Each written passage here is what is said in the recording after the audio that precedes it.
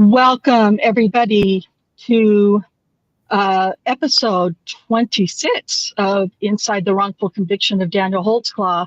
It's great to have you all here. I appreciate your time, and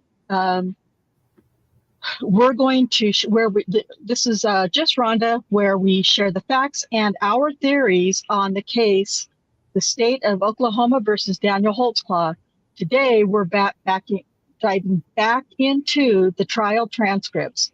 Last week, we read the cross-examination of Detective Rocky Gregory as it related to accuser Tabitha Barnes' allegations. If you missed it, you can find a link in the description of this video or find it in the playlist. It's also will be in the description. And today we're going to jump into the testimony of Officer Ivan Venegas and Tabitha Barnes's ex-boyfriend associate, Terry Williams. So I can't even, so that's what we're going to do. We're going to try to save everybody some time, and all my yakety yak, we're going to, I don't have I'm so sorry. Oh, there we go. I didn't have the screen ready to share. So I'm super sorry. I'm discombobulated today with lots of stuff going on. So we're going to start with Cherie's going to read the court. Kay will read the part of Lori McConnell, if I'm not mistaken. I'm trying to remember. And Susan will read the part of Ivan Venegas, and then I will fill in for Jack and read the parts for Scott Adams. So whenever you ladies are ready to go, let's do it. I'm ready.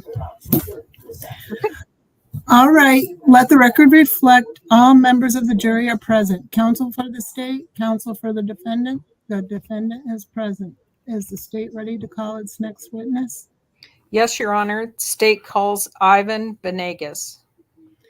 Officer Venegas, if you'd step before me here. All right, if you'll have a seat over here in this chair, once you get situated, pull that microphone right around in front of you. If you would state your name and spell it for us, please. Ivan Venegas, first name spelling I-V-A-N, last name Venegas, V-E-N-E-G-A-S. All right, thank you.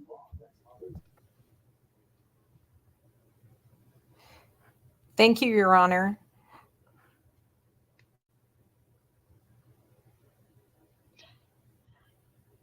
Wow, this is weird. I'm sorry. That's screwed up. Yeah, I'm sorry. Officer Ivan Venegas was called as a witness. Yeah, just start on line 5. How are you currently employed, sir? I'm a police officer with the city of Oklahoma City. And what is your current rank? I'm just an officer. Okay.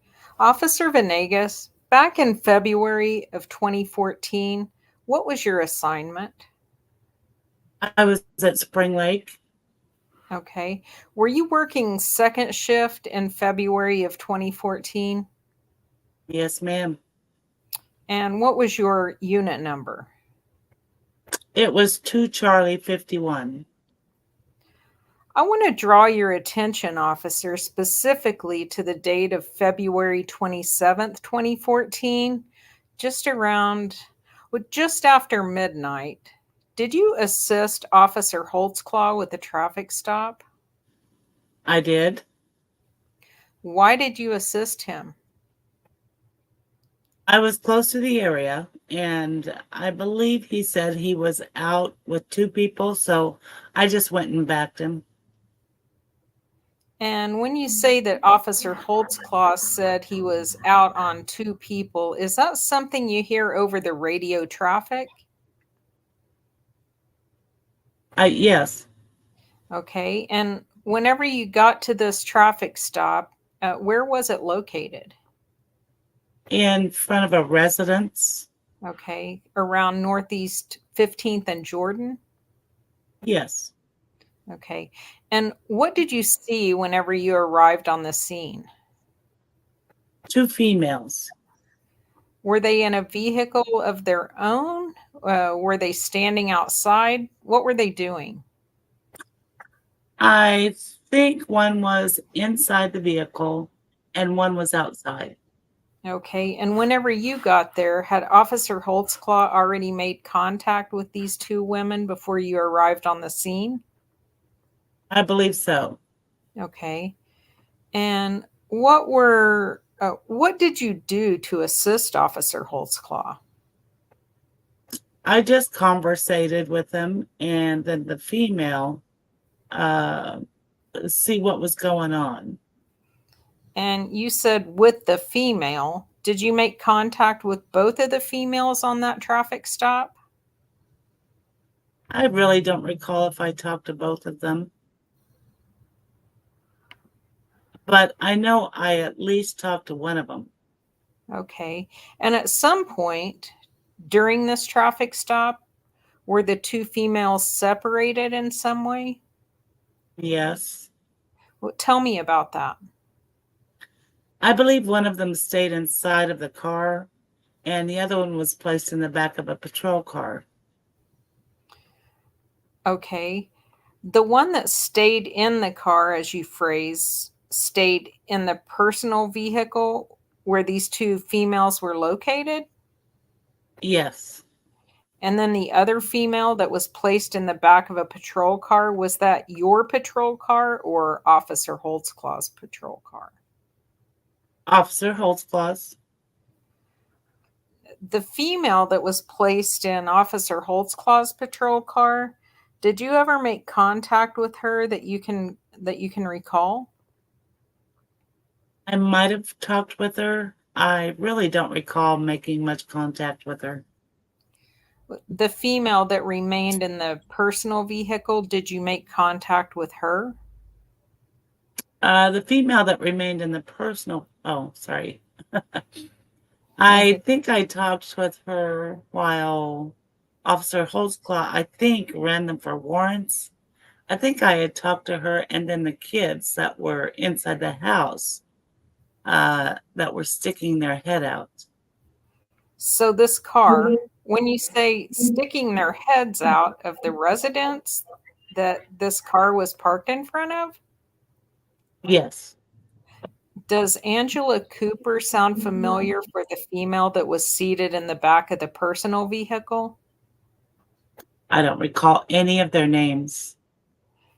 Did you become aware at some point, Officer Venegas, that one of these females had warrants or had some type of jailable offense? I believe so. I believe the one in Officer Holtzclaw's patrol car had warrants. Did Officer Holtzclaw tell you something to that effect?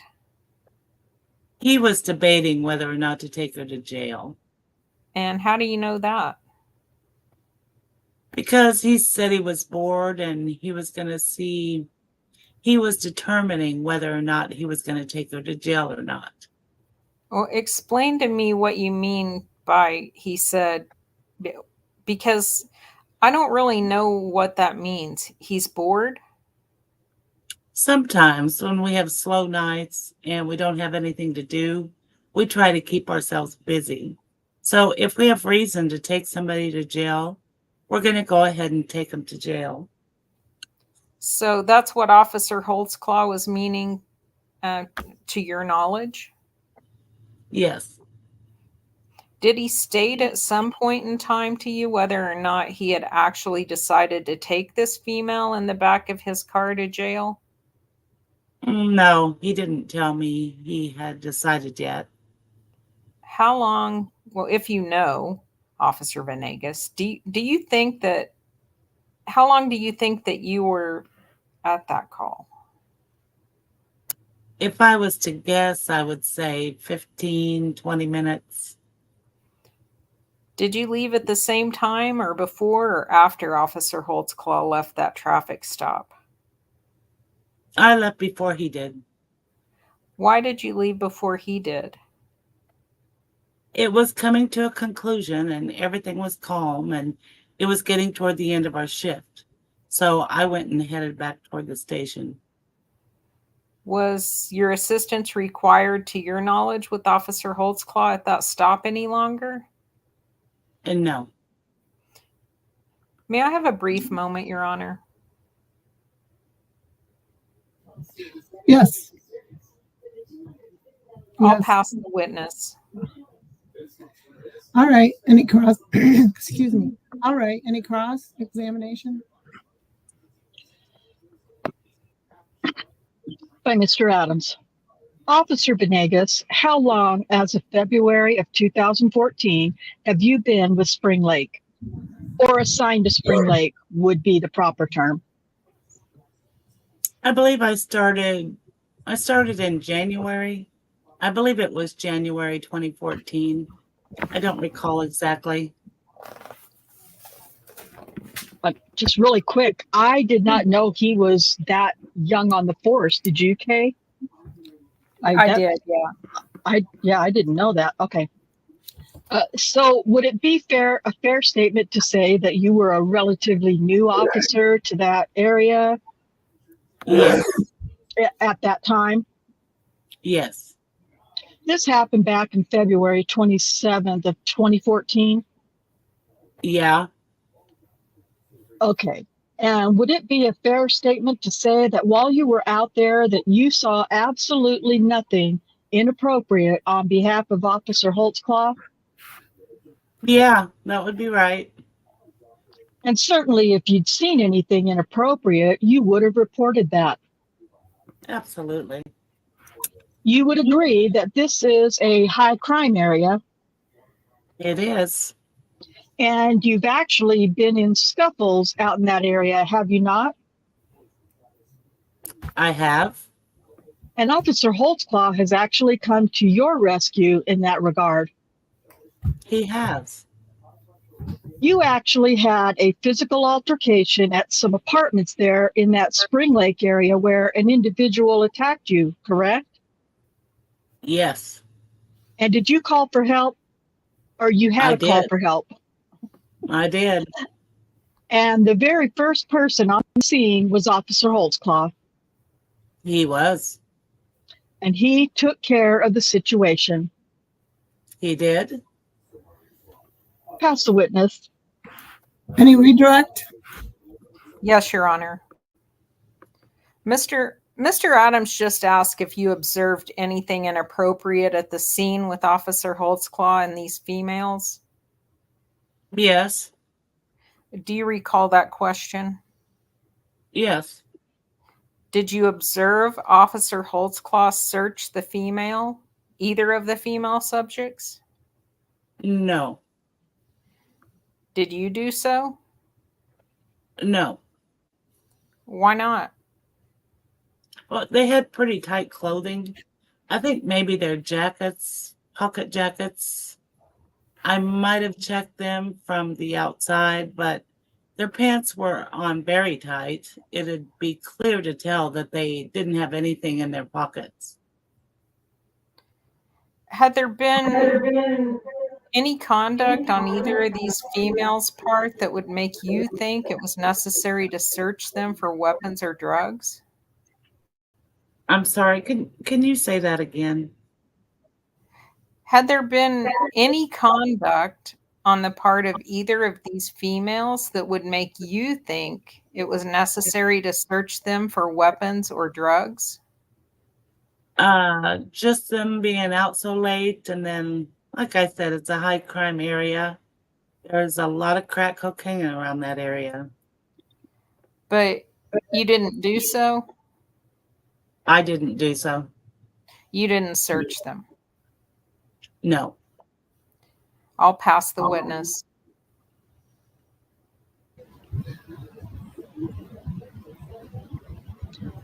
Nothing further, Your Honor. All right. Thank you, officer. You can step down. All right. You can call your next witness. Thank you, Judge. State calls Terry Williams. This is Galen Giger. All right, sir. Step right in front of me here and raise your right hand. All right, if you'll have a seat over here in the chair, once you get situated, pull that microphone right around in front of you. If you would state your name and spell it for us, please. Terry Williams, TerryWilliams. All right, you may proceed. Mr. Williams, can you tell the jury if you know someone by the name of Tabitha Barnes? Yeah, she was my girlfriend. Okay, and how long ago was she your girlfriend? Probably about a year ago. About a year ago? Yeah. That relationship has since come to an end, is that correct? Yes, sir. All right. Sir, if I can turn your attention back to the time of perhaps February and March of 2014. All right. At that time, were you still in a relationship with Miss Barnes? Yes, sir. And do you recall where Miss Barnes was residing? Talking about the residence? Yes, sir. Well, I think it was on 15th and Jordan. Around 15th and Jordan? I think so. Do you recall who was living there with her? Just her and her kids. On occasion, sir, would you stay at her house? On weekends. Okay. Would you spend the night on occasion? Yes, sir. All right. Sir, so the jury understands. They've heard some information. Miss Barnes has testified. You are a convicted felon, are you not? Yes, sir. And have you also had an offense that you've had to register as a sex offender? Yes, sir. And even just recently, were you incarcerated in regards to some probation Yes, sir. violations, and you've just recently been released from the penitentiary, is that correct? Yes, sir. But currently, as you sit here today, you're not, are you still on probation? No, sir. All right. And you've been released. You've done your time? Yes, sir. All right. Sir, specifically, if I can, I want to go back now and talk to you a little bit more about the time period that you and Miss Barnes were in a relationship, okay? Yes, sir.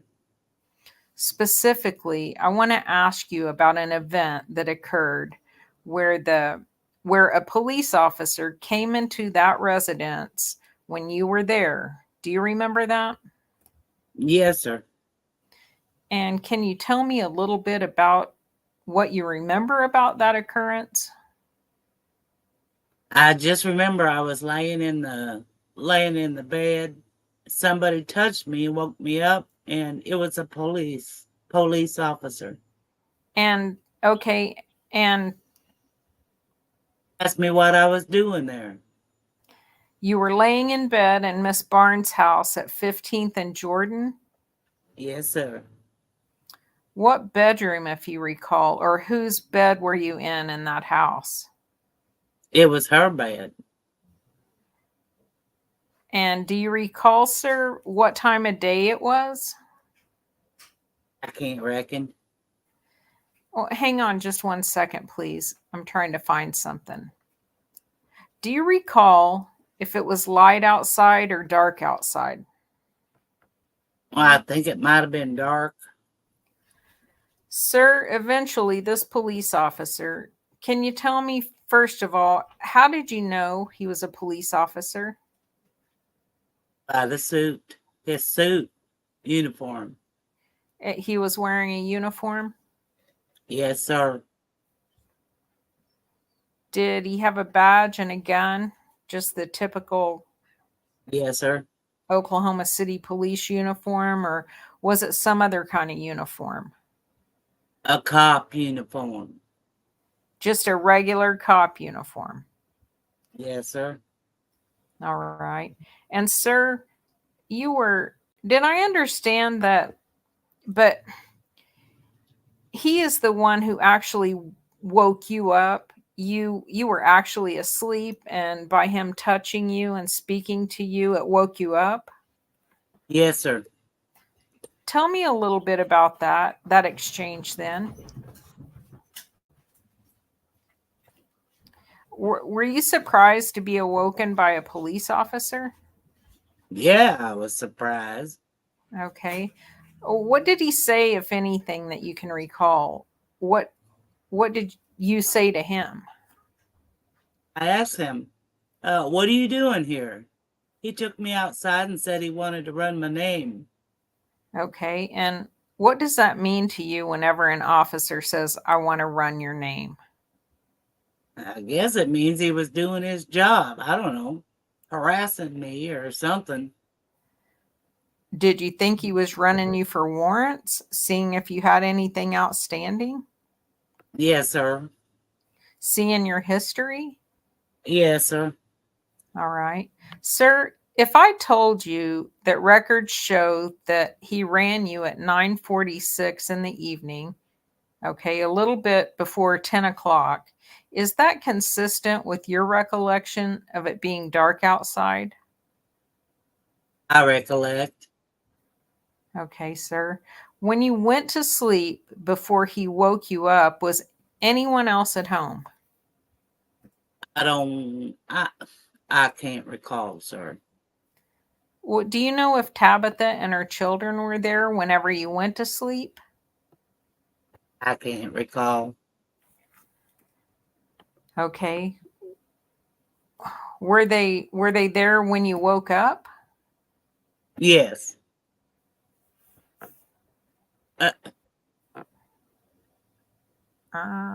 Lost my place.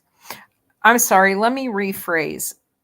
Were they there whenever he woke you up, or was Tabitha and the children there? No, sir. Okay. As far as you could tell, whenever he awoken you and had you come outside, did you see anybody else who lived there in the house? No, sir.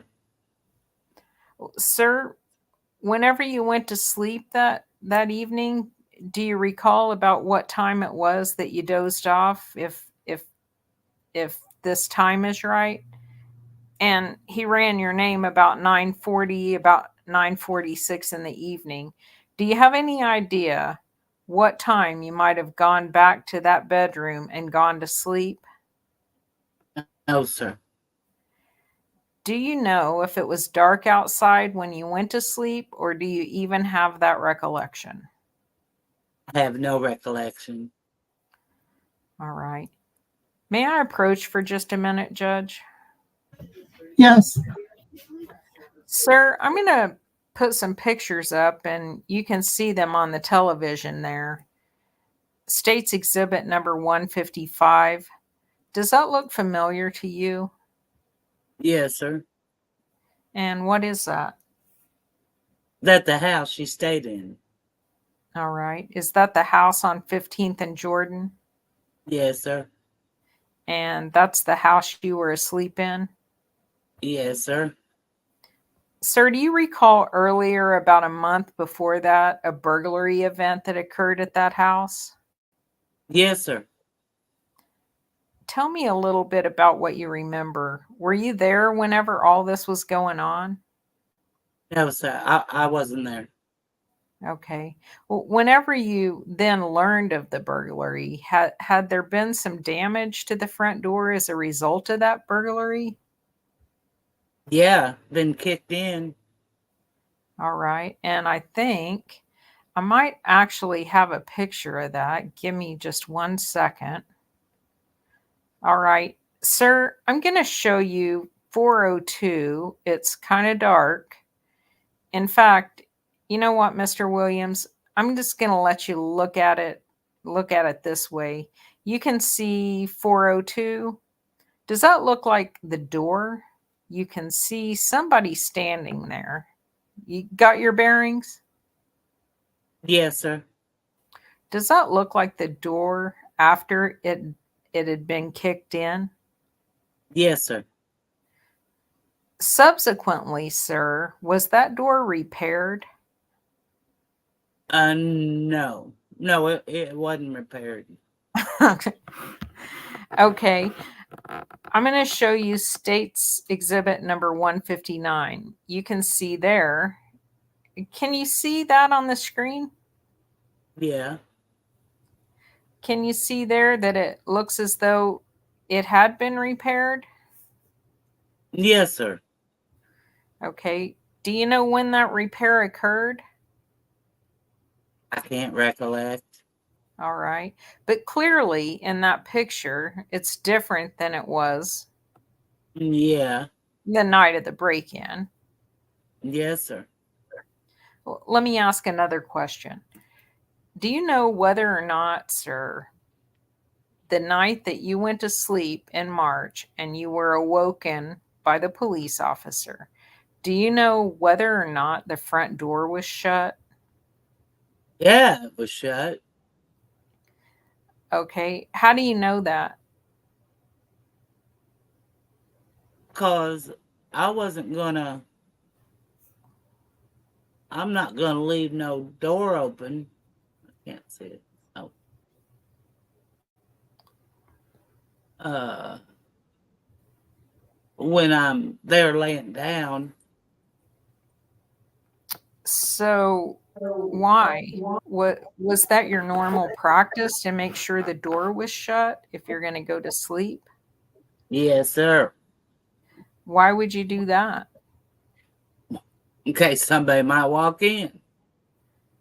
Was it a crime area? Well, they said it was. Okay. But as you sit here today, is it your testimony? Or do you have any doubt that that door was shut? In other words, are you sure the door was shut? Is what I'm asking you. Yeah, it was shut. All right. Sir, had you given anyone permission to come into that house? No, sir. Had you given the police officer any permission to come into the house? No, sir. He takes you outside and he runs your name? Yeah. What happens after that? Well, he was just asking questions. Asked me whether I was a sex offender. I say, yeah. I say, but it ain't got to do nothing with no kids or no rape. Know what I'm saying? It was just something that occurred. Well, you told him that your offense didn't have anything to do with rape or children? Yes, sir. Okay. Ladies, I need to pause for a second. Okay. I have to take a break for a quick few minutes. If you guys want to, I don't know, okay, if you want to talk about, or if you guys want to discuss so far what you think about Officer Venegas and what Terry Williams is saying, and maybe some differences from the preliminary. I'll be back. All right. I have a few comments just from the testimony so far. So in the very beginning, they ask Officer Venegas how he became involved with that call. And he says he just heard it on the radio. Holtzclaw said he was out with two subjects. So he was in the area. So he drove by to assist because he was bored. I've talked about this 100 times where all these supposed sexual assaults, rapes are alleged to have happened on a street or in a neighborhood surrounded by houses, where this very thing could happen anytime an officer is bored, that they hear Holtzclaw's out with the subject at whatever location and they decide to just drive by and see if the situation is calm or whatever, because they're not doing anything else. And how crazy it would be for Holtzclaw A, to call in his location and place himself out with these women and then sexually assault them after he did that in the middle of a neighborhood when any idle officer could cruise by just to see what's up. So it's interesting to have that on the record. Let's see. The second thing, Kim Davis just really gave Daniel a hard time in his interview after Janie Liggins reported that he had pulled her over and didn't call her in. And she really gave him a hard time because he estimated that he was probably out with her for 10 to 15 minutes. And she just thought that was ridiculous. That was a horribly long time for a traffic stop. And he said that, you know, that's about the normal time of his traffic stops, which we see through documentation that that is in fact correct. But Venegas answers when McConnell asks him how long do you estimate that you were on the scene assisting Holtzclaw? 10 to 15 minutes is what he says. The next thing, Susan, did you catch anything with the location of where this guy was sleeping? Yeah. From what I understand, he was in the child's bed, not her bed. That's what I thought. Yeah, so I don't know if, I mean, I'm sure he knows not to, I'm sure that was the very last thing he wanted to say in open court was, I was sleeping in her little girl's bedroom, or I was sleeping in her son's bedroom. I can't remember which kid it was. I mean, they probably shared a bedroom because if I'm not mistaken, that's a 2-bedroom house. Mm-hmm. And then I guess he didn't get the memo. Terry Williams didn't get the memo that he was supposed to say that the door had been repaired. And there's also just a bunch of crap around that because they question him and he says he doesn't know if they were there when he went to sleep or not, but he is testifying under oath that he's for sure the door was closed. Those things can't both be true. So, I mean, I don't know. While he's sleeping, anybody could have opened it. Right. And while he's sleeping, Tabitha and the kids could have left the door open. Yeah, which Daniel says the door was, I think Daniel said the door was broken. So it wouldn't latch. So, but we don't have any pictures from that. And this Terry Williams wasn't supposed to be living there. He was just there once in a while, right? Isn't that what Tabitha said? Yeah, that was his testimony and hers, right? If he doesn't live there, I don't think he has the right to say that they can't, he doesn't have he can't give, oh, sure, you can come in. You know what I'm saying? He doesn't have the right to give them permission to. Right. But what a silly question anyway, right? I mean, you just established that he was asleep and Holtzclaw awakened him when he came in. How the hell would he give him permission to come in the house if he was asleep? I mean, that whole line of questioning was really very Giger-esque. Yeah. I mean, I can see why Daniel was checking it out, to see if a robbery wasn't taking place. Since one just had. Right. Yeah, I was thinking that's how the door got. Yeah, the door wasn't, I don't know, I can't remember what those dates were. When the guy kicked in the door and stole their food and stole the microwave. And that was sorry, I'm back. Sorry, you guys. That was on the 27th. the second call on the 27th, that whatever the 10 o'clock hour, I think it was. 10 February p.m. 27th? Uh-huh. Okay. That was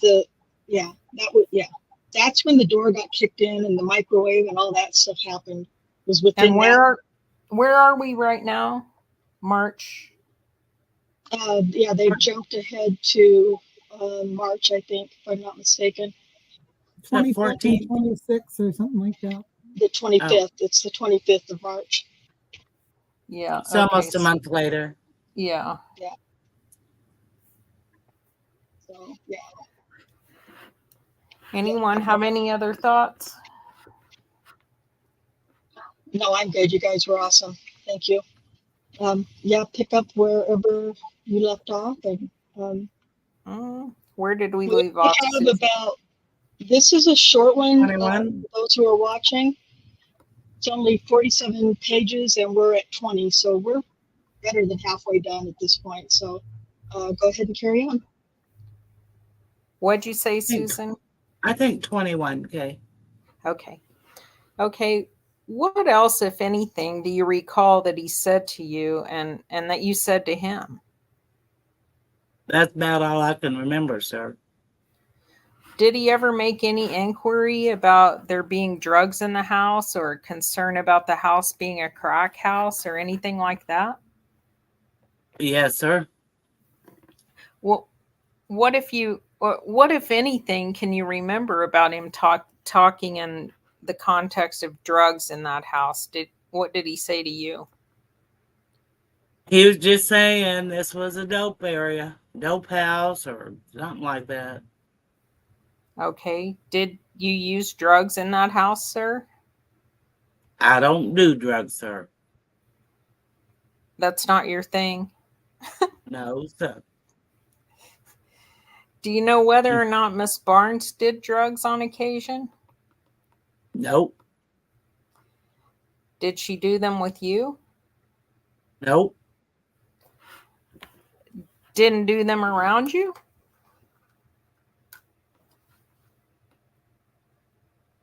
Line 18. Thank you. Nope. All right. Whenever he made inquiry about the house being either a drug location or drugs in the house, did you respond to him or did you say anything to him about it? I just told him ain't no drugs being sold out of this house. You told him no drugs are being sold out of the house? Yeah. Sir, after he woke you up, did he escort you outside or did he direct you outside? Had you met him outside or how did that happen, if you recall? He just told me to come outside and run my name. Did you follow him outside? Yes, sir. Do you know whether or not he looked in any other parts of the house before he woke you up or after he woke you up? No, sir. Not sure? No, because I was frickin' asleep, Dumbo. Right? God. No, sir, not sure. Did he say anything to you about finding any drugs in the house? No, sir. And did he arrest you that night for being in possession of any drugs or anything like that? No, sir.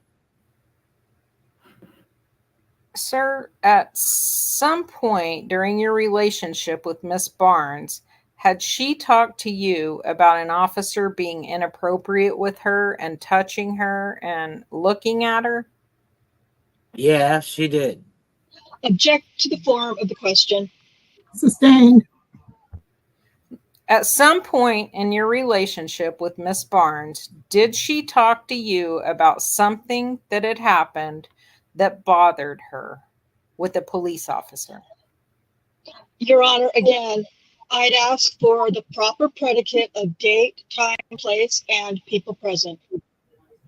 All right, I'll require you to narrow that down a bit. Your question was at some time.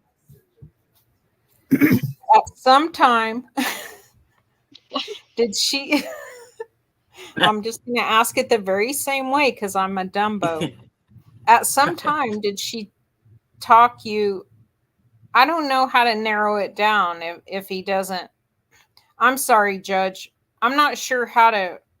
Well, a date would be a big help, but time, place, and people presence is what the law requires. Well, if you can just narrow it down a little bit so that talking 10 years ago, just kind of give me a time frame a little bit. How long did your relationship with Miss Barnes last, if you know? We was together Yes, sir. about almost 2 years.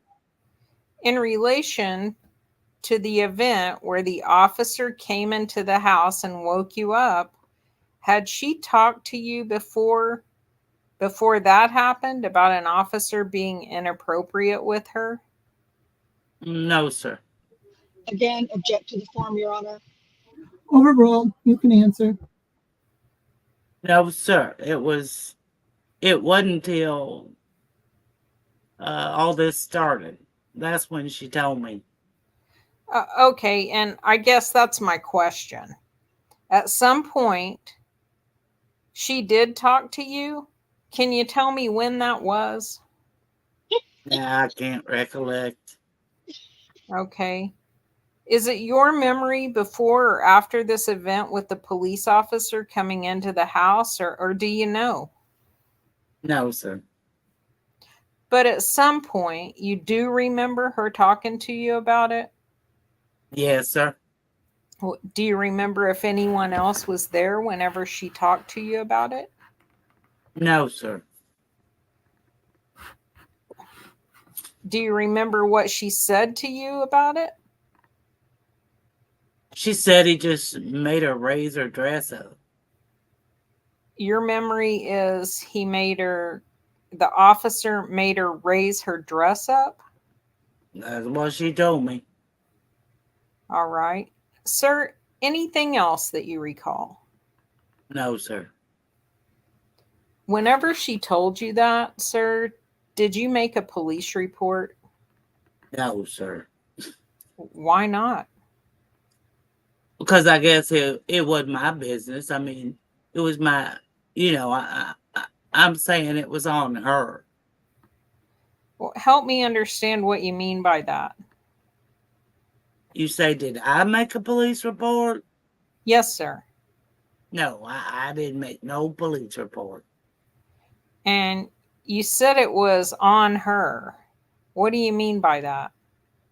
I mean, she should have did what she supposed to have done. I didn't want to get involved with it. Why not? Because this is the reason right now I'm involved with it. Because you're having to come here and testify? Yep. Okay. Did you want to get involved with anything that had to do with the police? No, sir.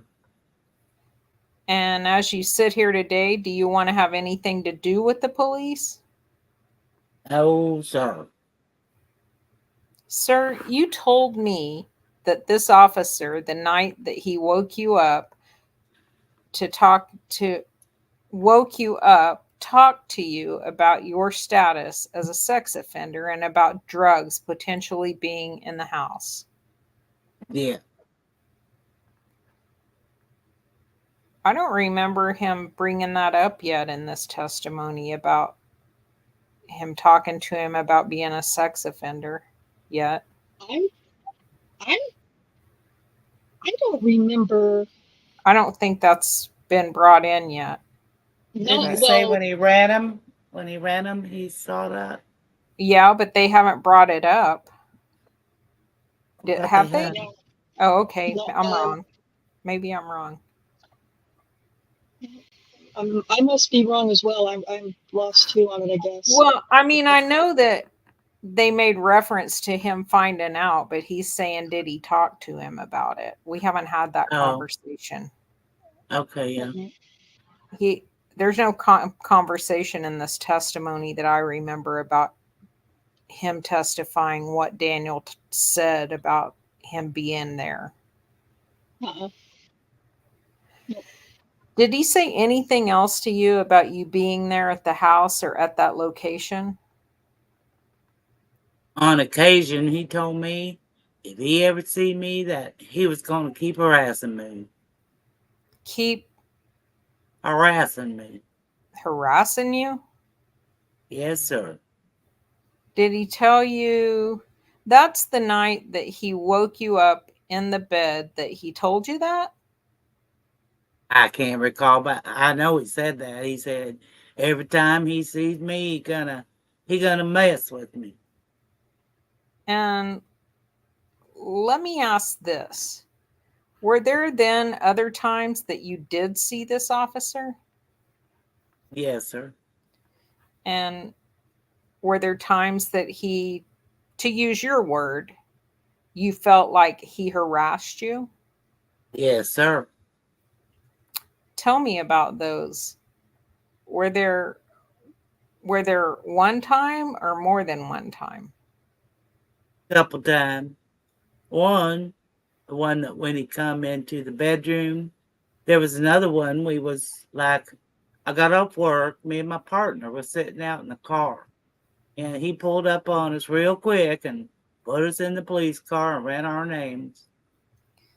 And were you there at that location at 15th and Jordan again? Yes, sir. You you said you were sitting in a car. Where was the car parked? Well, I mean a truck, like on the side of the road. But in relation to that house next, well, on the curb in the front of the house or beside the house? No, it was like it was a house in the middle, so we was parked by the house in the middle. Oh, okay, so a little bit down Yeah, from the house. And you said you and my friend, a friend? coworker. Yeah, Do you know what his name is? his name Jesse Hawkins. Jesse Hawkins? Yes, sir. Whenever the officer made contact with you and Mr. Hawkins on that date, what, if anything, do you recall happening? Did he talk to you? Did he say anything? He just put us in the police car and he was searching my homeboy. Then he turned around and told him, like, because he had that eyelash mustache wax. Your friend had mustache wax on? Yeah. He turned around and looked at him, told him he had makeup on. Okay. What did he say, if anything, about that? He say, man, what you talking about? I ain't got no makeup on. He turned around and say, you do got makeup on.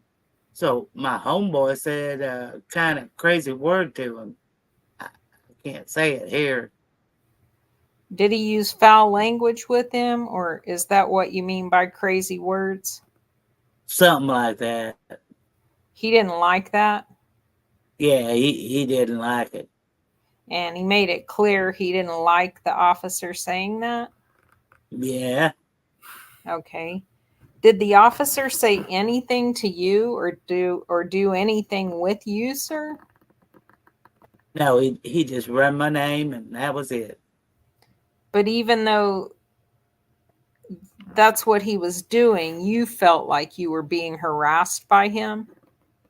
Yes, sir. Why? Cause every time he see me or pull me over, this is the second time that happened. Did he ask you about your sex offender registration status on that occasion?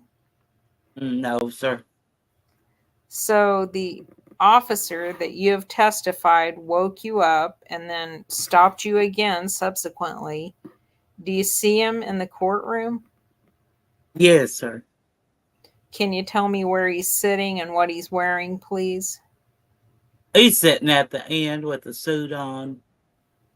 Okay. Is his tie yellow, orange, or gray? It's gray. Ask the record to reflect identification, Your Honor.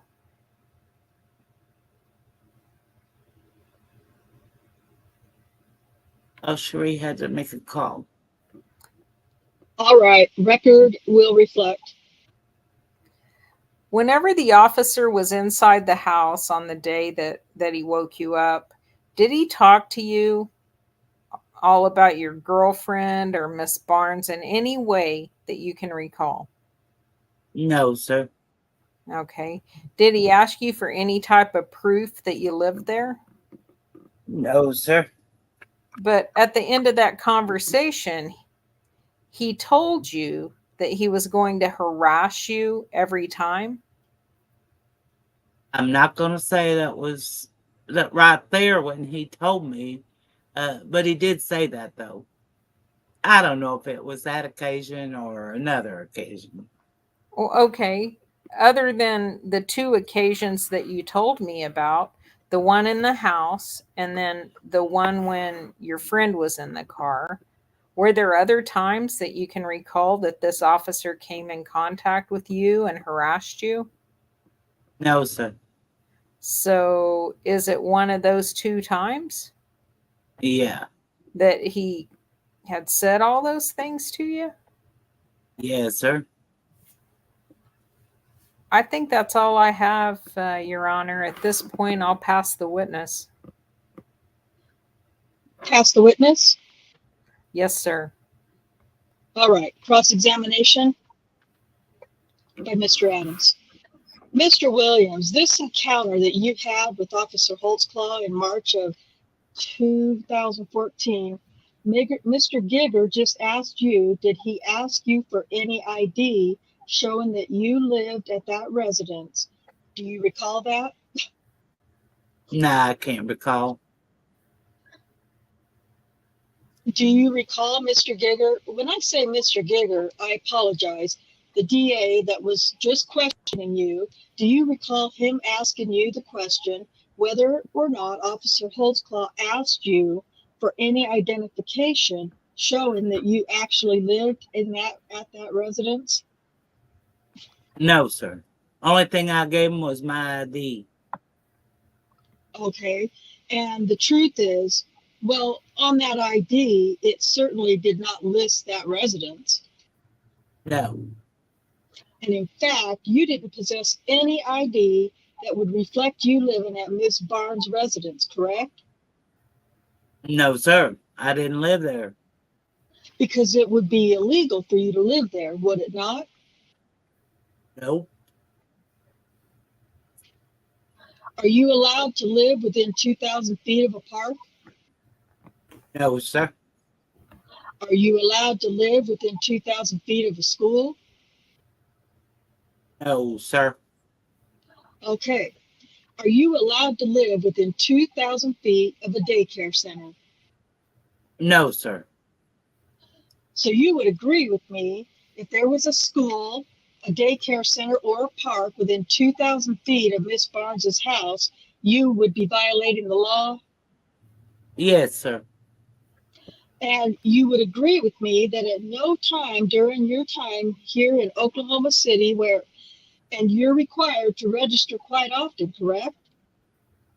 Every 3 months. Every 3 months. Every time you went down there and you registered down here at downtown Oklahoma City, right? Yes, sir. At the headquarters, Yes, sir. police headquarters. At no time did you ever tell anyone with the Oklahoma City Police Department that you lived at 15th and Jordan with Miss Barnes, did you? I didn't live with her. You never told, you're not even allowed to stay there temporarily, are you? Yeah, I can because my crime wasn't involved no kids. I ain't in there for no, rape or messing with kids. Okay. So so you've been told that you can violate the law periodically, just not all the time. Is that what your testimony is? Form of the question. The court. Rephrase your question, Mr. Adams. You just testified that you're not allowed to live next to a park, daycare center, or school, correct? Yes, sir. Would you agree that you're not allowed to even temporarily stay over at a place that is within 2,000 feet of a school, park, or daycare center? I just stay one night. I mean, you know what I'm saying? One night.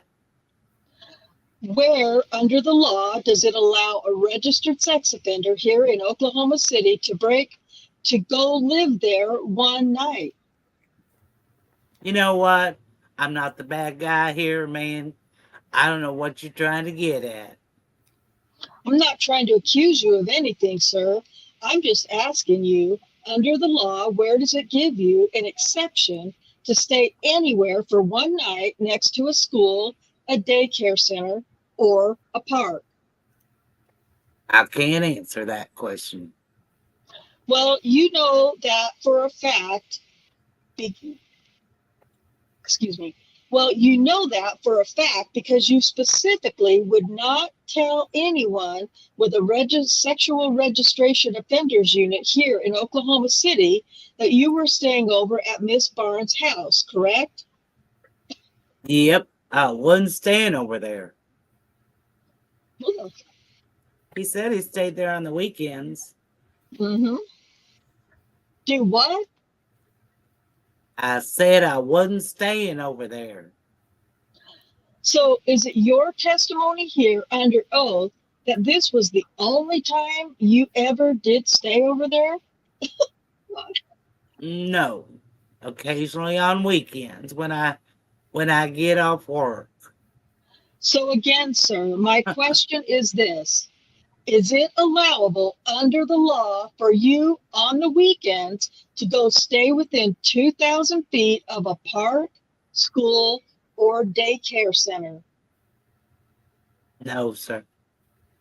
So then you do admit that you're breaking the law every time you do that. Yeah, I mean, if that's what it is, what it is. Well, let's go back to do you have a felony conviction for a sex crime? You do have a felony conviction for a sex crime, correct?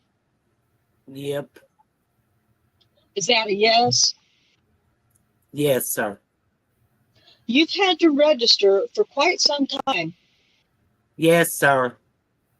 You're extremely familiar with what it calls Yes, sir. to be a registered Yes, sir. sex offender, correct? Yes, sir. In fact, you've been in violation of that on at least 7 different occasions, correct? Yes, sir. Now, are you agreeing with me in that regard? Yeah. You've been to prison on a number of occasions for your failure to voluntarily register as you're required under the law, correct? Yes, sir. And in fact, you just recently got out of the penitentiary for that very thing, correct? No, it wasn't for that. What was it for? Probation violation. I got in some trouble. For disturbing the peace, and I went to jail for it and jumped bond. Oh, this guy's a real stand-up character. You went to jail on it, and you didn't show up to court, and you jumped your bond? Yep. And where was that? Where was that at?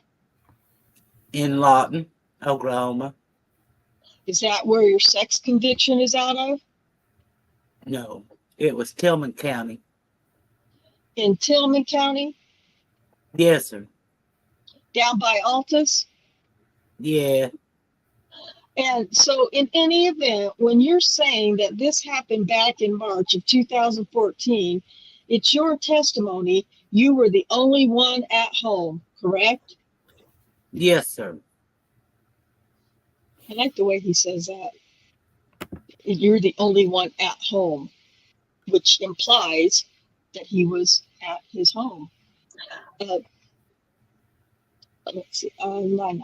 You know for a fact that that burglary had been committed in that residence approximately 3 to 4 weeks prior to this event with you and Officer Holtzclaw, correct? Yes, sir. But you can't tell us whether or not that door had been fixed. No, sir. So in any event, if Officer Holtzclaw called in that the door was open, you would believe that, would you not? No, because it was shut.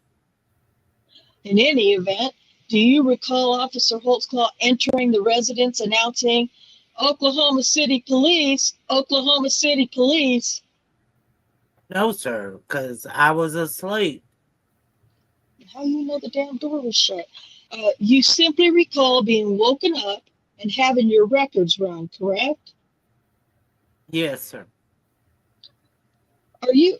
And then after Officer Holtzclaw ran you, he knew that you were a registered sex offender, correct? Yep.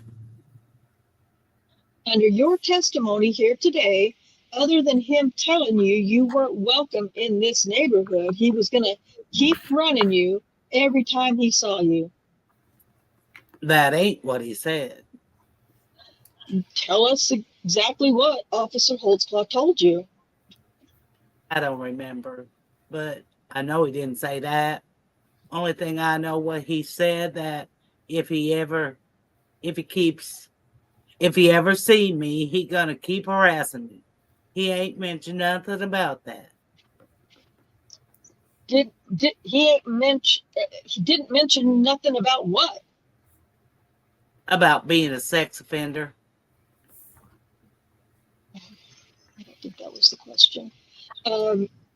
Do you think that might have had something to do with his animosity towards you? No.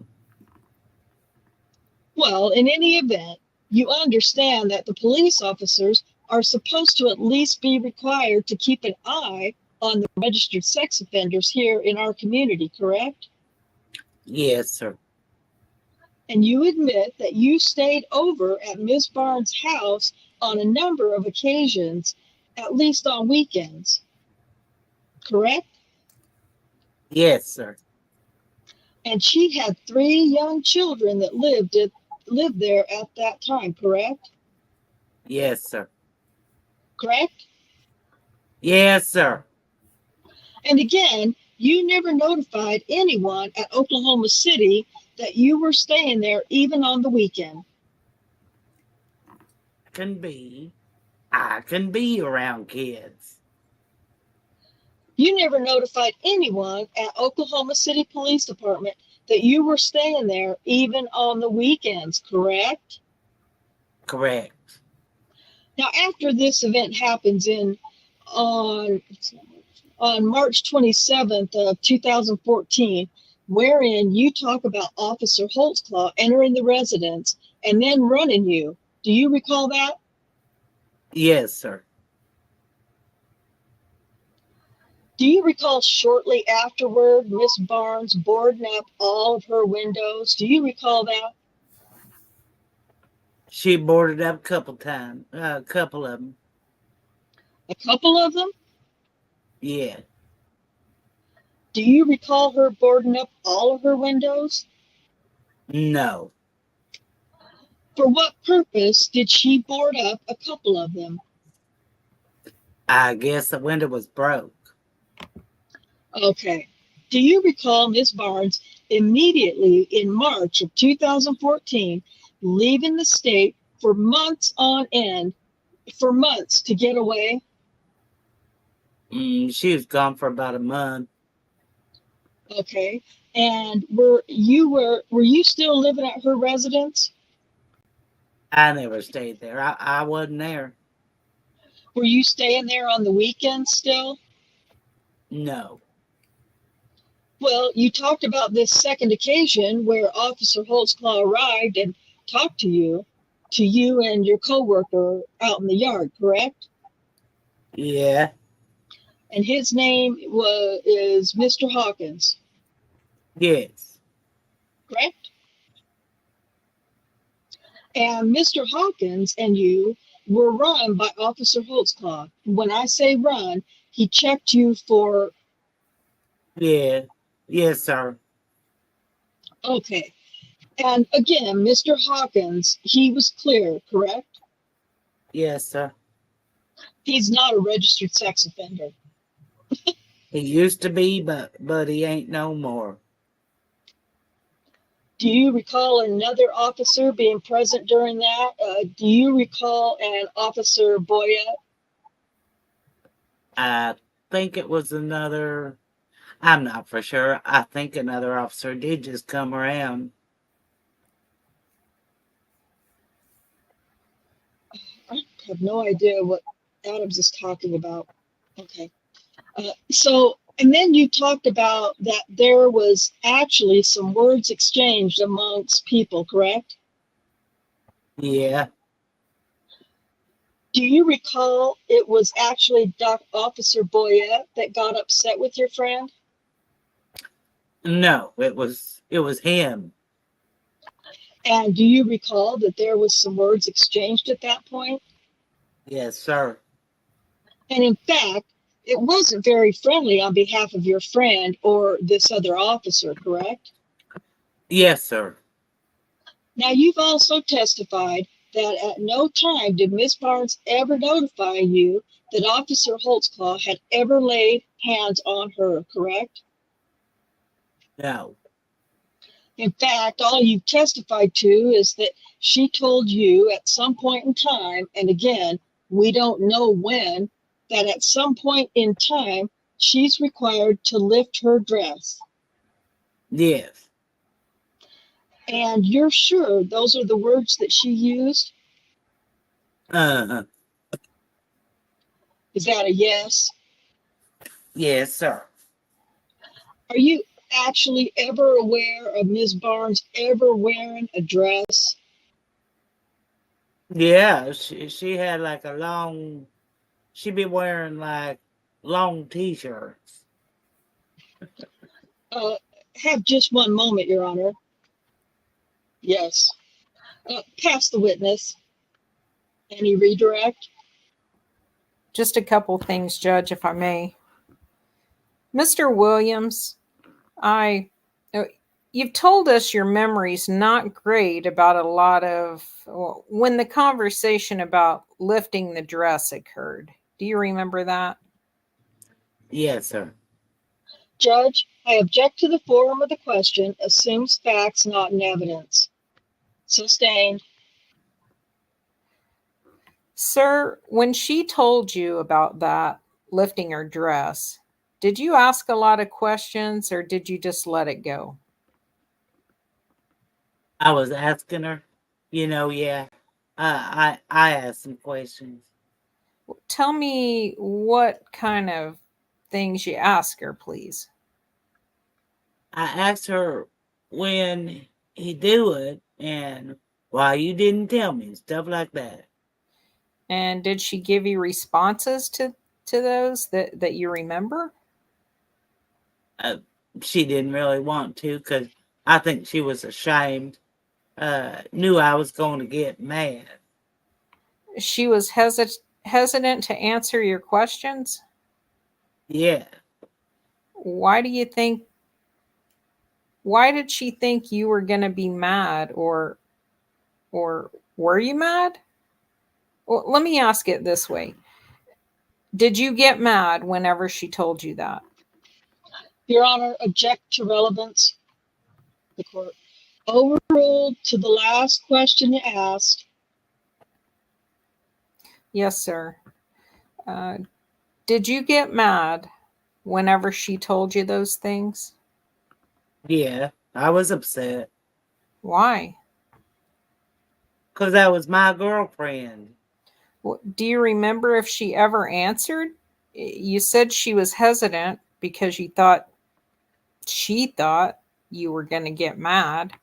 But do you remember if she ever did tell you more information about it? And if so, what did she say? That's about all I can recognize, she said.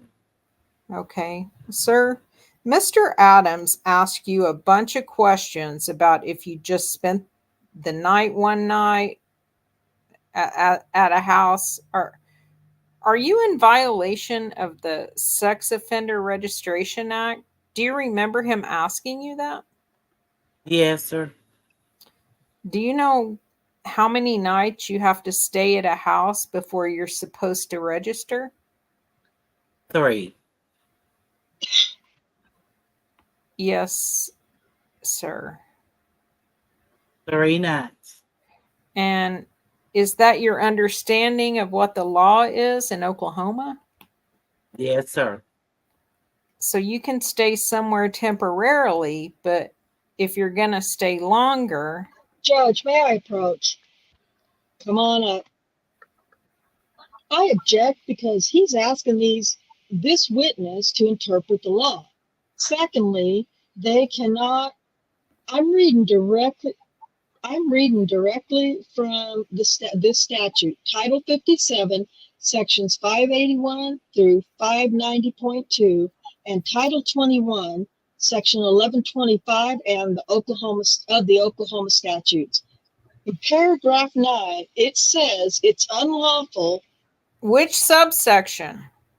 I'm just reading from the notes. Said they can't even temporarily. It's what's given to, they all have to sign off on it. I'll be happy to provide it to the court or admit it as an exhibit. It is unlawful for me to reside either temporarily or permanently within 2,000 foot radius of a school, daycare, or, so it says permanently or temporarily. Now he's wanting to quibble about whether or not, I guess, I mean, just so I want to make sure that this is clear. Is the Oklahoma City DA's office position that a sex offender can legally on the weekends, as long as they just stay there on the weekends, that they don't have to register? That's what he's leading the jury to believe. I'm not quibbling with anything. I'm reading from the statute. If Mr. Adams would actually read the statute, he'd know what the law is. And that is that you have to register within 3 days of being released. The court, 3 days. Of being released from DOC. And you have to register anywhere you intend to reside for 7 consecutive days or 14 days in a 60-day period. You have to do that within 3 days. Then you have to also register with the Oklahoma Department of Corrections and the local law enforcement authority no less than 3 days prior to abandoning or moving from an address. And the problem with it is, and I'll acknowledge, but there are multiple different subsections as to whether or not you have a conviction in the jurisdiction, outside of the jurisdiction, and the time frames are different. If your conviction is from out of state, then the time frames are different again. What Mr. Adams was specifically asking him is, it's against the law to spend one night without telling OCPD where he is. And that's just not accurate. And that's all I'm trying to say. Well, I don't think that's exactly what Mr. Adams was saying, but we'll carry on anyway. The court. Well, he said, and I'm not sure he's not any more well versed in the statute than any of us are. But his understanding was he can stay there 3 days. That's right. Mr. Adams. Just so I can make my record clear, Your Honor, if that under the Oklahoma County DA's office interpretation of the statutes, that a registered sex offender on the weekends can go stay places where they're not registered. That's what he's leading this jury to believe. And that is absolutely untrue. But that's okay as long as it's a court ruling. I want it on the record that that's my objection. The court. Well, the court's ruling is that that's what this witness said. I mean, witnesses say things all the time, Mr. Adams. Okay, but Mr. Giger is trying to get the jury to believe that that is the law, and that is not the law. The court. Well, I can have him read the law into the record. the court. No, we're not going to have him read the law. I'm not trying to mislead anybody. What I'm trying to do is correct something counsel has said, which is not the law. And that is, he does not have a duty to register with OCPD, go downtown and tell them he's going to stay one night at a location. That's all this witness has said he did. The court. Well, I don't think Mr. Adams said that was the law. He questioned him on it, inferring obviously that that wasn't the law. And you asked him what his knowledge was of it. Okay.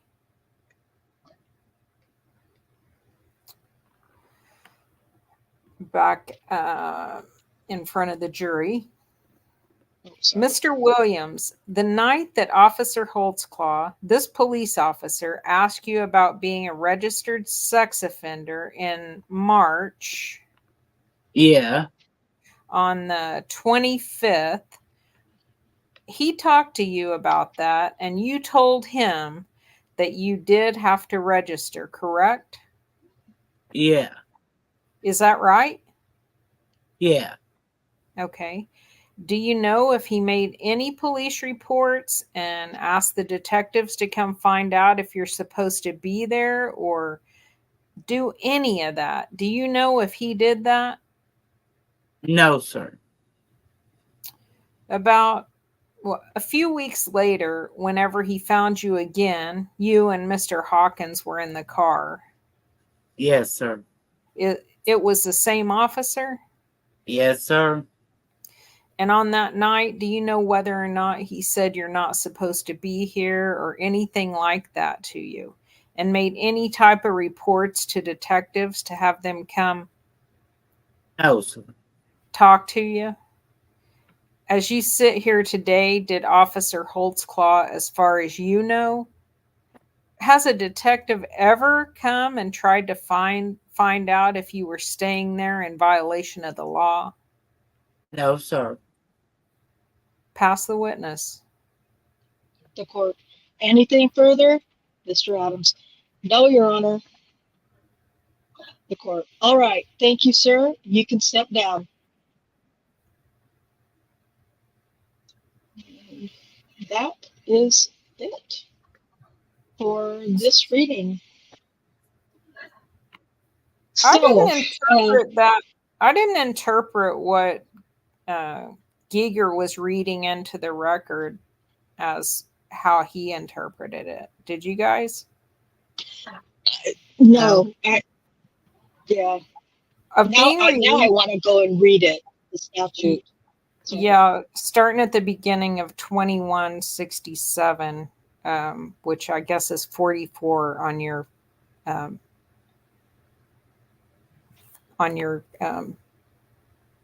download.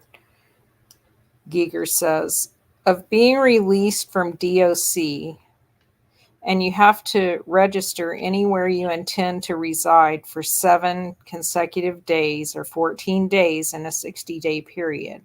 You have to do that within 3 days. Then you have to also register with the Oklahoma Department of Corrections and the local law enforcement authority no less than 3 days prior to abandoning or moving from an address. So right there. So wherever he's really living,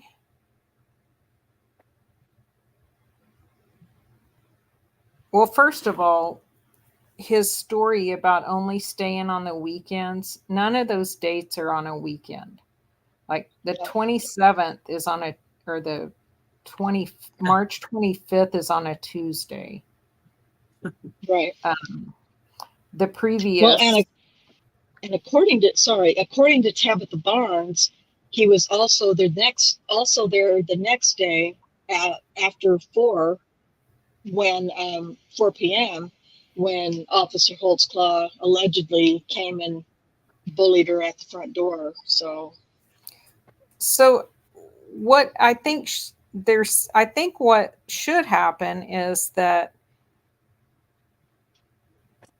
he has to register when he leaves DOC custody. But then within if 3 days. Yeah.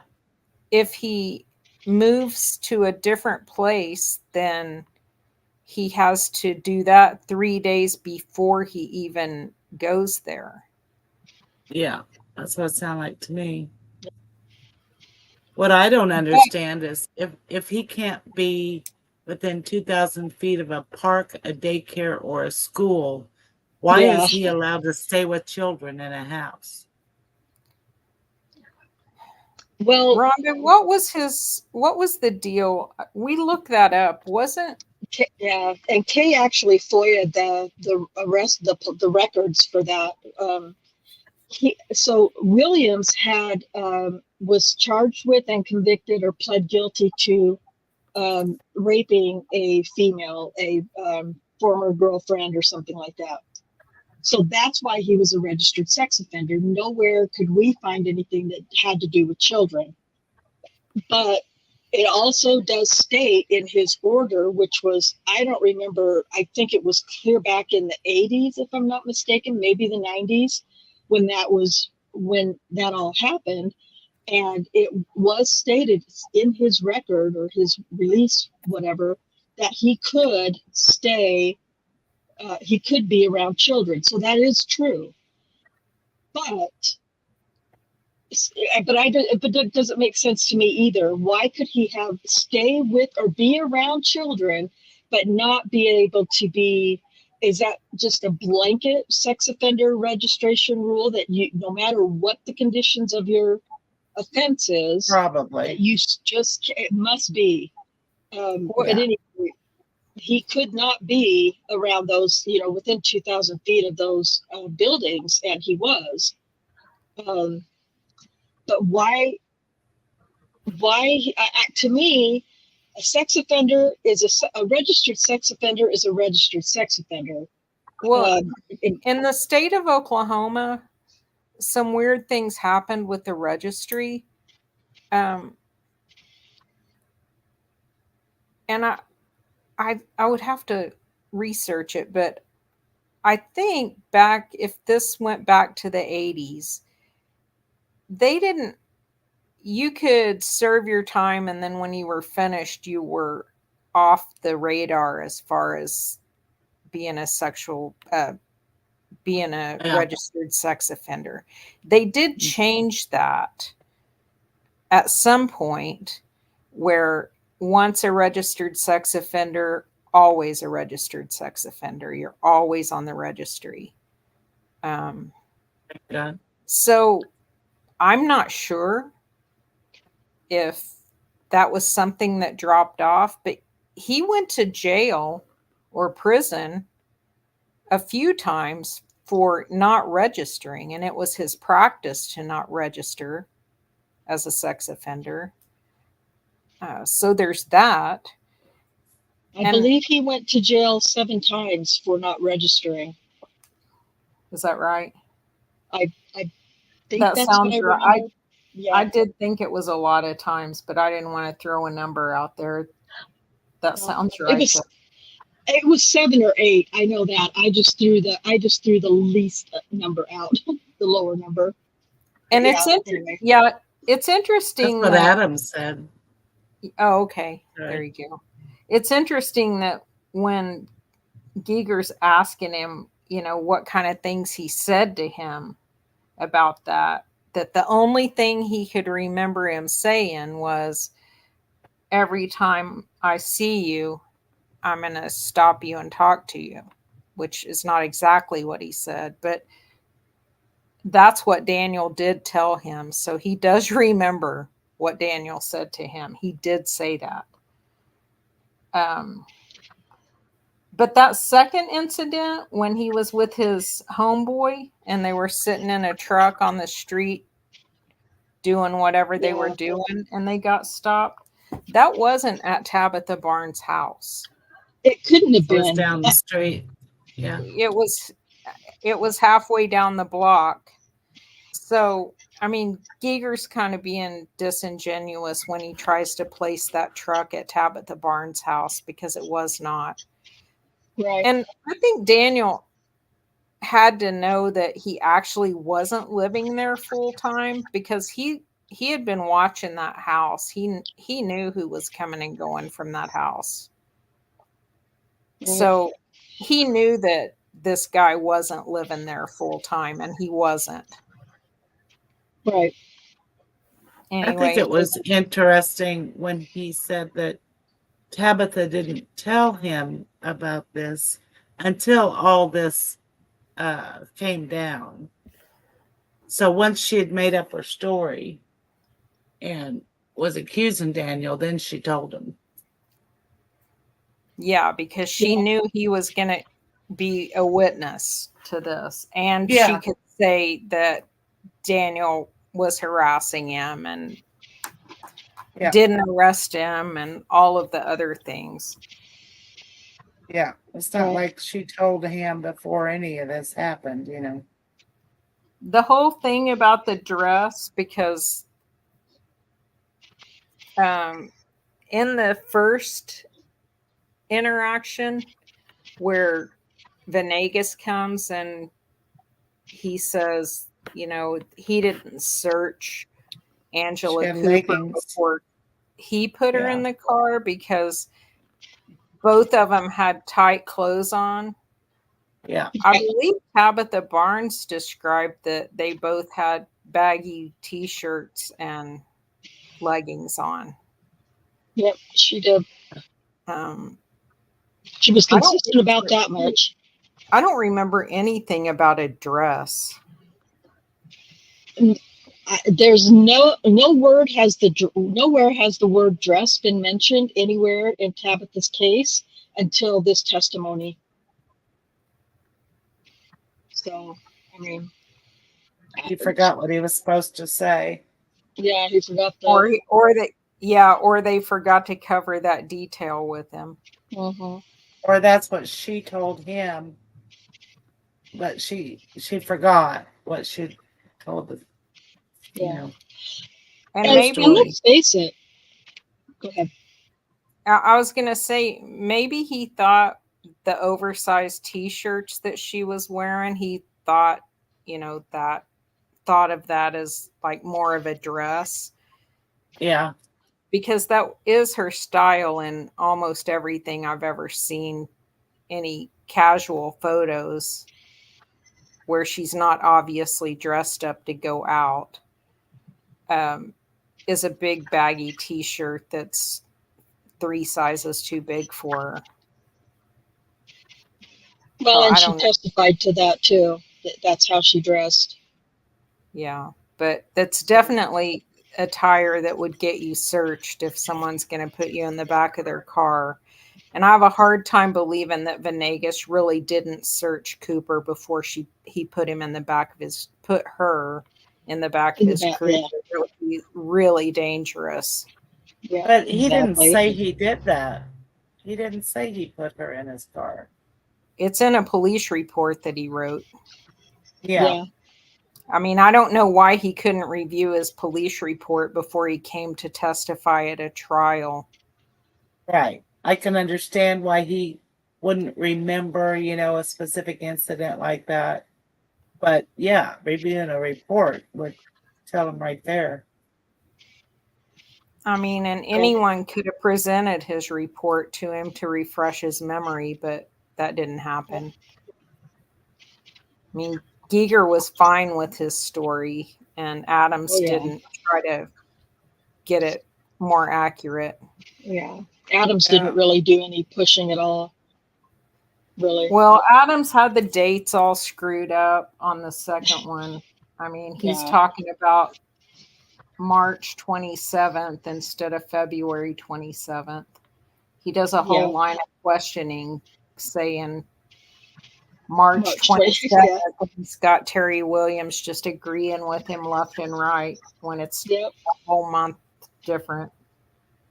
Yep. And no, and well, of course, the court isn't going to say anything. And I'm trying to think of, you would think that at least Giger would have said, corrected the date, but he doesn't. And, I feel like Giger wanted just the most basic questions and answers of Terry Williams, nothing too deep or involved, because I think he knew that really Terry Williams was not going to be a good witness for either side, the defense or the prosecution. But I also am a little annoyed that Scott Adams chose, again, just like they did with Galen Giger or with Rocky Gregory, to spend so much time on Terry Williams. And I agreed with Terry Williams when he was like, look, man, I'm not the one on trial here, because I felt the same way. Yeah, you can bring it up and you can have some general, but most of Adams' questioning was all regarding his sex offender status. And that was just not, I don't know. I just felt like it was a waste of time and better questions that could have been asked. But Well, here's the thing. Scott Adams, he is a well-connected defense attorney in Oklahoma County, which means that he's friends with all the high-profile attorneys and all the judges. He's friends with some law enforcement. I mean, they work in the same field. They're around each other. You expect them to be friends, actually. I'm sure we would be friends with all those people if we were in those roles as well. But what Adams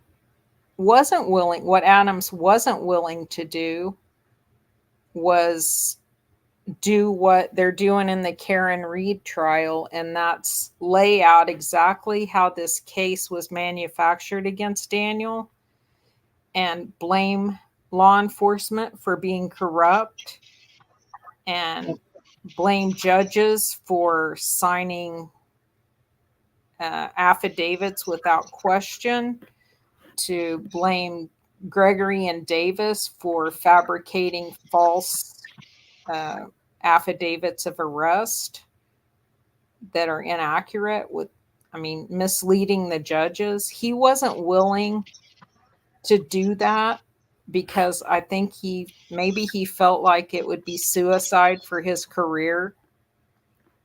And so he decided to take a position to discredit every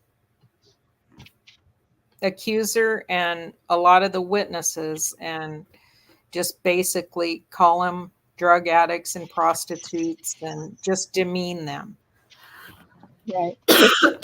In 2014, he was not tuned in to how that was not going to go over very well. That was not a good strategy, in my opinion. That was like the worst he could have chosen at that time. Yeah.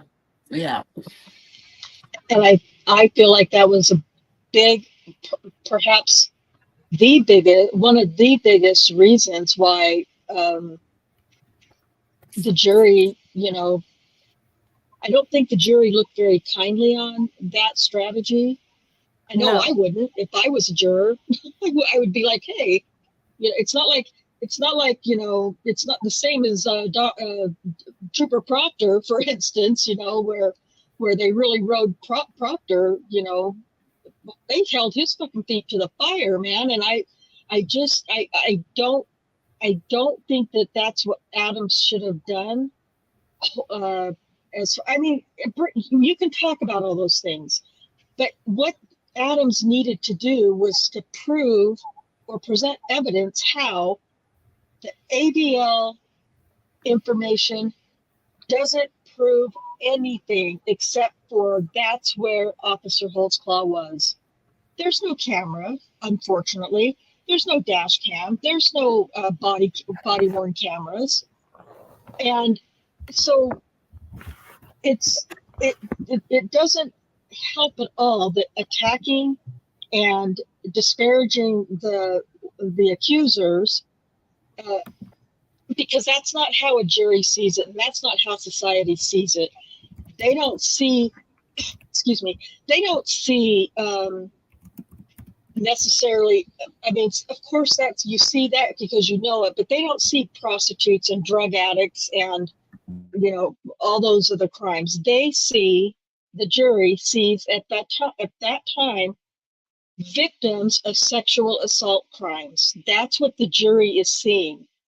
And instead of trying to show the jury how none of the evidence, so-called evidence that the state presented, was really any evidence at all. All it was evidence of was that Daniel Holtzclaw was in the locations where, when his vehicle said he was. That doesn't mean that you can't prove that any kind of contact whatsoever was made. And that was, I feel like that's where Adams should have spent more time. And I don't remember if he ever really brings that up, to my knowledge, that I can recall anyway. But I think if he had, things might have been a little bit different, perhaps, hopefully. I mean, with the exception, I guess, of what's her name? Shardarian Hill. But she was, he was found not guilty on her shit anyway. So anyway. Yeah, I think he should have focused more on how the investigation was done and how exactly they concocted all of this. Yeah, just like one of you already said, just like with Yannetti and Alan Jackson. I mean, I know it's a completely different case, but I think most of us who've watched that trial have been able to listen to, both sides, the Commonwealth and the defense, and see similarities in Daniel's case, and of course Stephen and Brendan's too. I mean, there's a ton of things that the Karen Reed case is similar with Brendan and Stephen. And anyway, it's just been really interesting to watch, some similarities and the differences that money really, when it comes down to it, because we know that Alan Jackson is a very high paid and well known and very well respected, attorney in Southern California. And Yannetti, from what I understand, is a very high profile and well,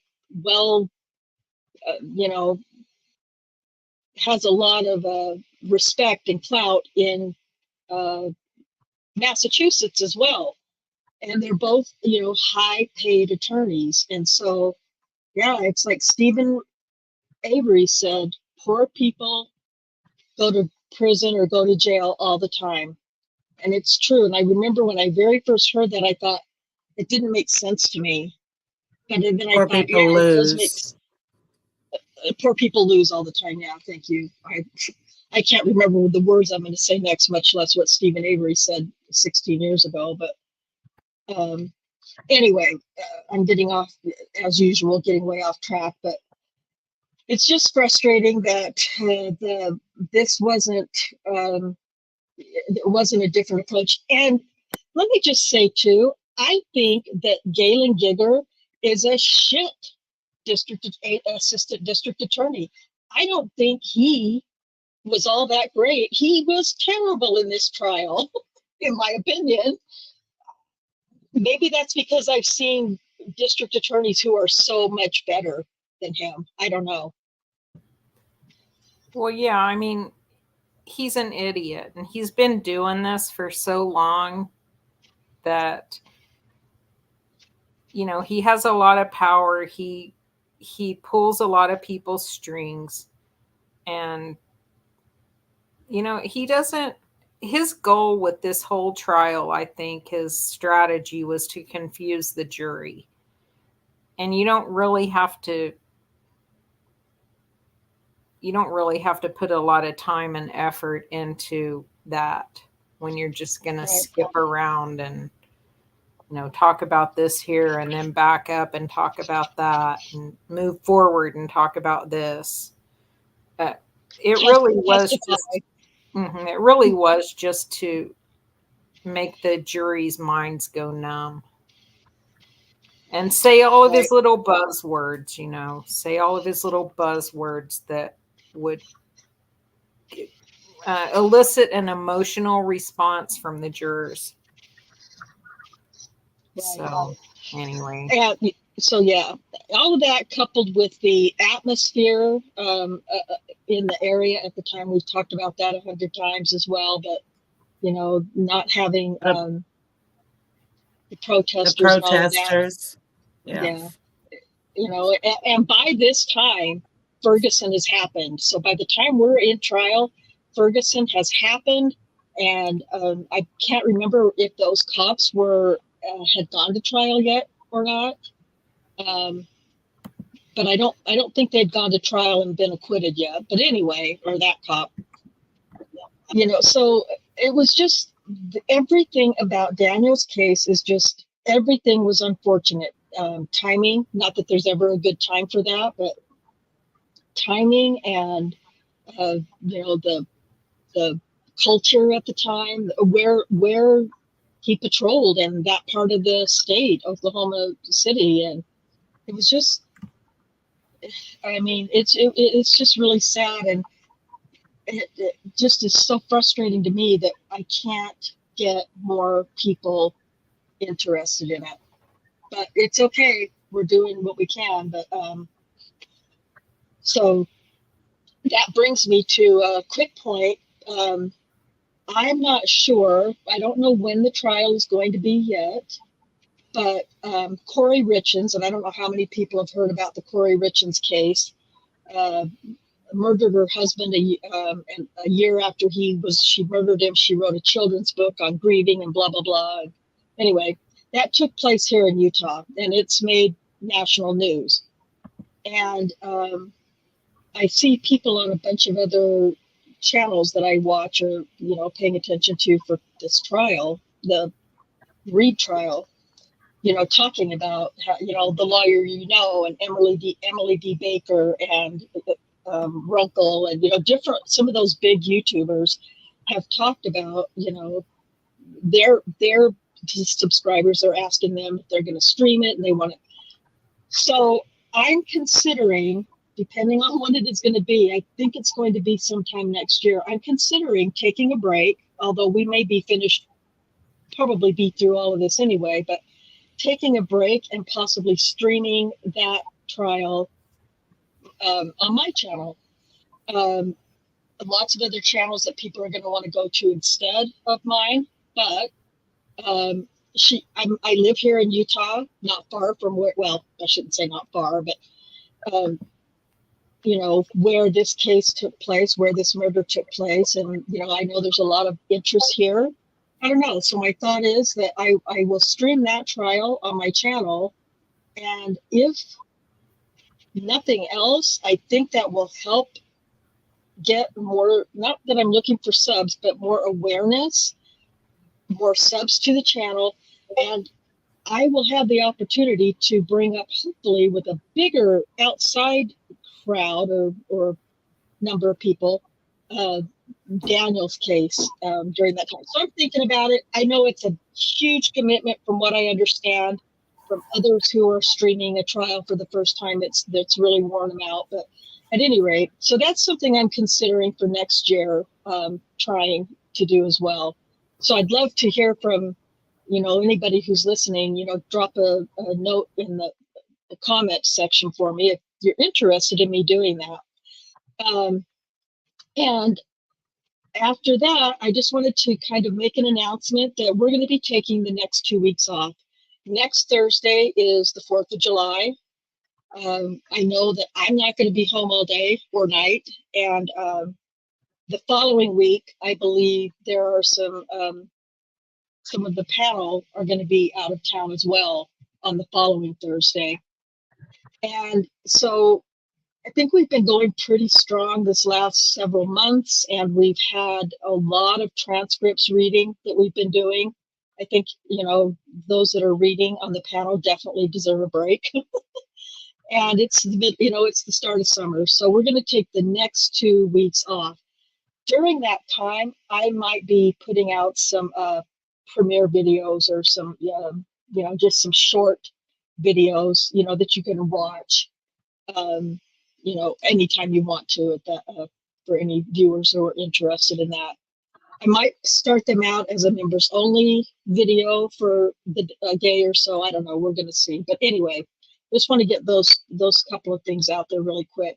We are under 2 hours, which makes me extremely happy. And if I hadn't been chit-chatting so much, we probably could have been out of here 10 or 15 minutes ago. But I know there's a political event going on tonight that some people may or may not be interested in.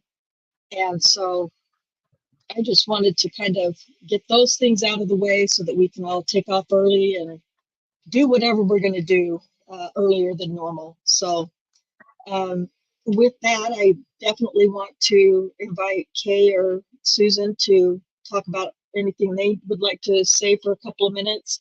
Cherie already had to leave. So anyway, I think I'm good, Rhonda. Yeah, I'm good. Well, sounds awesome. Okay, well, until the next time, which should be in about 3 weeks, we're going to let you know later. And until then, peace out.